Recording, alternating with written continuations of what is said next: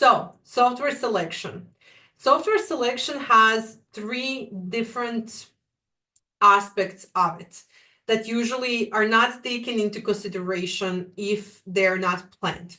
So the first one would be functional requirements. Related to functional requirements, we need to be sure that the software will meet our business needs. And the functional requirements are the specific features and capabilities that ensure the tool aligns with our operations and goals.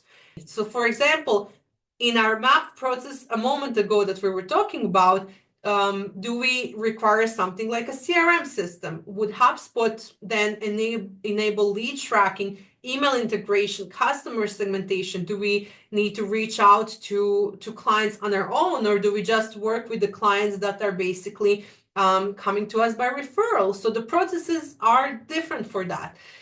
Do we need any software project management tools? Do we need to integrate this with Microsoft or Google Workspace? Do we need to use this directly correlated with our Slack if we're using that for communication, etc.? An example here would be a small HR firm needed software that could handle applicant tracking and employee onboarding. So they did the whole process that I explained, and then they were able to select SmartSuite because they were focusing on functional requirements that they needed.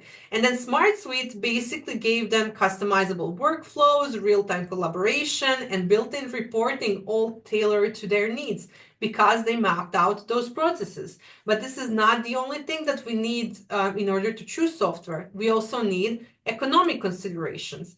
So basically, we need to focus on the cost of the software, its long-term financial impact, and whether it provides a good return on investment. So basically, the key considerations here would be the total cost of ownership, not just the initial purchase price, but additional costs. Like, do we need a consultant to help us? So are we going to need an outsourced team to do the implementation? Do we need to pay a trainer to come in and help our team adjust to the software?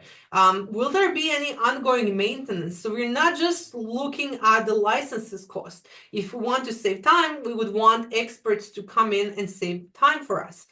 Basically, then the second thing would be, will the software save time, reduce errors, or increase revenue? For example, automating repetitive tasks could free up team members for higher value work.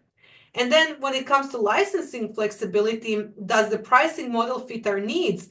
What is the requirement for us to go from the second tier pricing license to the third tier or enterprise level? So will this be costlier in the long run? Do we plan to grow? How much?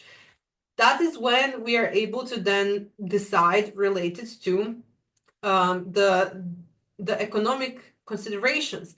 And then we also have technical evaluation, which basically considers, is the software intuitive and easy to use? How is the user experience? Are the security standards complying with our industry regulations? So for example, in Europe, we follow GDPR rules, and we have to make sure that certain things are up to those laws and the standards. How often does the software have any updates? Do they take customers' point of view into their changes? Do they communicate with the customers? Can we reach to their customer support? Are we able to communicate with them to our satisfaction? And what is the software provider's track record? So look for any reviews, case studies, testimonials, uptime, a lot of information that can then help you with your decision. And if we are able to take all of these three considerations, we are then able to go to selection methodology. That just means that we need to create a detailed requirements document. So all those three conditions that I explained fit nicely into a requirements document. So sit down and write all the requirements that you need to have. Afterwards, you can then develop a weighted scoring system, which means that not all requirements are equally important. There are some that are a must-have, and there are some that would be nice to have. We also need to be able to have any risk assessment methodology. So every software decision comes with risks. such as adoption challenges, data migration issues, or vendor reliability. Are we already using something and we need to move the data? How do we do that? Is that risk enough for us to go into this project or no? We also have to evaluate the potential software options after we put them on a list related to our requirements document. So we have a requirements document. We based it on those three categories that I told you about. And now we are able to see what are the softwares that could fit our need. So now we have to be able to make sure that we evaluate those side by side. We also have to execute pilot testing. Most of the softwares either have a free trial that you can use for 14 days or more, or they have a demo one-on-one with somebody that can help you understand the software much more faster. So those things will speed everything up.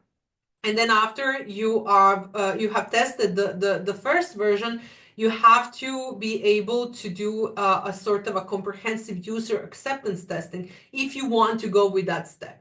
If we want to implement a project management system, we have to be able to make sure that not only our requirements testing has passed, but also our team that will use it heavily and will be admins of the software need to accept the software in that step.